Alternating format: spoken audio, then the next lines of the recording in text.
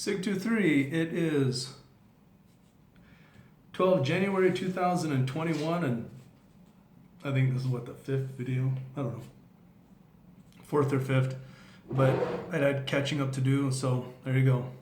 These are going to be news articles.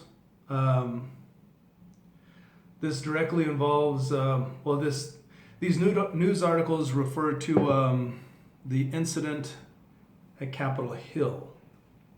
So, from Israel National News.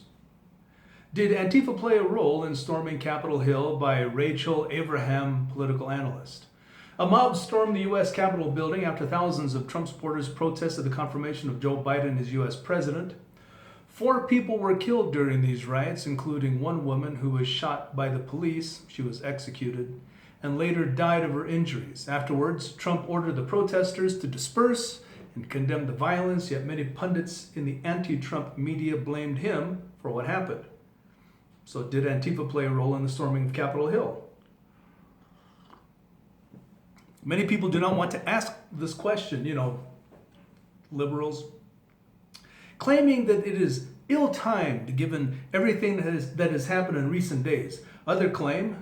Others claim that any claim that Antifa played a role in the storming of the Capitol building is nothing short of a right-wing conspiracy spread by a group of crazies led by President Trump.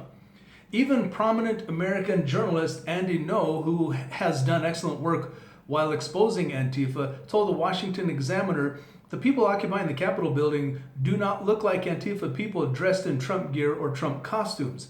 I have seen no evidence that they are able to coordinate a mass infiltration on this scale before, so I'm really skeptical that they would have been able to do it here without any of the information leaking out." However, there have been reports in social media telling a different story. And this is something that they broadcast amongst themselves, that Forward Observer put out, that I put out on these videos. Before the storming of the Capitol building, there are unconfirmed reports that an Antifa member tweeted, "Antifa comrades, on November 4th, don't forget to disguise yourself as patriots/Trump supporters, wear MAGA hats, use U.S. flags, 3%er insignia, a convincing police uniform is even better. This way, policemen and patriots responding to us won't know who their enemies are, and the media will think Trump supporters are rioting, so it is harder to turn popular opinion against us." Some social media users claim that some of the people who stormed Capitol Hill had tattoos that indicated that they had Stalinist sympathies, and that they also wore black backpacks, which gave away that they were not really Trump supporters. According to one counterterror expert who prefers not to be named, quote, "Some Antifa were seen bussed in and were escorted by the police, who allowed their demos to happen just fine. Antifa also got into buildings, and the news will focus on those Antifa who happen to be wearing Trump hats on backwards as a symbol to each other," end quote. According to a report in the Washington Times, a retired military officer who claimed, quote, "The firm XR Vision used its software to do facial recognition of protesters and matched 2 Philadelphia Antifa members to 2 men inside the Senate. XR Vision also has identified another man, while not known to have Antifa links, as someone who shows up at climate and Black Lives Matter protests in the West Coast." It is critical to note that Antifa seeks to destroy the United States of America as we know it today. The breakdown of law and order is their stated objective. At their rallies, they chant "No more USA" at all. The storming of the U.S. Capitol building encourages divisiveness and thus helps America to dissolve from within. Thus, they have every incentive to encourage unrest on Capitol Hill. Already, Antifa has created major unrest and tensions within Portland, Oregon, thus causing Portland Mayor Antifa Ted Wheeler to order harsher measures to be taken against his constituents, against the anarchist group. You understand how I could get that confused. According to the Clarion Project on New Year's Eve in Portland, Oregon, about 100 people caused tens of thousands of dollars in property damage by starting fires, throwing fireworks, breaking windows, and spray painting. Molotov cocktails were thrown at a completely overwhelmed and inadequate police force that was forced by the crowd to retreat. These same rioters had also set Antifa Ted's 16-story apartment building on fire at the end of the summer, the Clarion Project reported. In light of this, it is so hard to believe that they would also partake in the storm. In light of this, is it so hard to believe that they would also partake in the storming of Capitol Hill? Nevertheless, despite all of this, there are those who state in the American media that anyone who claims that Antifa was involved in the storming of Capitol Hill is spreading a baseless conspiracy of the far right.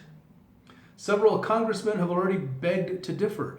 Alabama Representative Mo Brooks claimed that while there could have been some Trump supporters, that also could be any other number of groups, anarchists, or what have you. Furthermore, efforts are being made to suppress any kind of discussion regarding Antifa's role in the Capitol Hill riots. In fact, a Save the West webinar on the electoral crisis that sought to raise awareness about Antifa's role in the Capitol Hill riots was recently interrupted by images of swastikas accompanied by sexually explicit content. The anti-Semites who interrupted the webinar were obviously seeking to prevent Kenneth Abramowitz, Save the West founder, threat analyst, and author of the Multi-Front War, from sharing his insights regarding what happened on Capitol Hill. It is true that maybe Antifa did not do it alone. According to Vox News, Rick Saccone, a Republican former member of the Pennsylvania House of Representatives who was defeated by Democratic Representative Connor Lamb in 2018, posted a photo of himself on Facebook with a caption, "We are storming the Capitol. Our vanguard has broken through the barricades. We will save this nation. Are you with me?" Really? Okay. Additionally, the Arizona Republic reported that Jake Angeli, a prominent local supporter of the QAnon conspiracy theory, who has been a fixture at Arizona right-wing political rallies, was pictured prominently among the violent protesters. Yet at the same time, a social media user also claims that the son-in-law of House Speaker Nancy Pelosi was also photographed with an Antifa supporter in the same violent protests outside Capitol Hill. In such a divisive atmosphere, it is very hard to find out the truth regarding what really happened related to the storming of Capitol Hill. Those on the left today in America hate anyone on the right with so much passion that they ignore any atrocity committed by those on the left and vice versa. In such a contentious atmosphere, it is very hard to figure out what the truth really is, or what the truth truly is, it says. However, what I do know for certain is that there is enough evidence to know that any claims that Antifa was involved in the storming of Capitol Hill deserve to be independently investigated without anyone jumping to the conclusion that it is nothing more than a conspiracy theory of the far right. Only after a fair and impartial investigation is conducted can we get to the truth regarding what truly happened, and the American people deserve to have such an investigation. Furthermore, all extremists, whether Antifa, QAnon, neo-Nazis, or from another group, do not have the right to interfere with the free exchange of ideas related to what happened on Capitol Hill in a webinar. Anything less than that can lead to a repeat of what happened in the Arab Spring. Already, MK Ayub Kara stated that he sees parallels between what happened on Capitol Hill and the Arab Spring. In the Arab Spring, radical Islamists managed to infiltrate pro-democracy movements and ultimately usurp much power in numerous countries. Could it be that Antifa is doing the same thing here? Save the West founder Abramowitz thinks yes, predicting that violence could ensue. I see the same thing that happened in Egypt happening here. Remember, all these Arab Spring, whatever these spring revolts, protests, whatever, the color revolutions.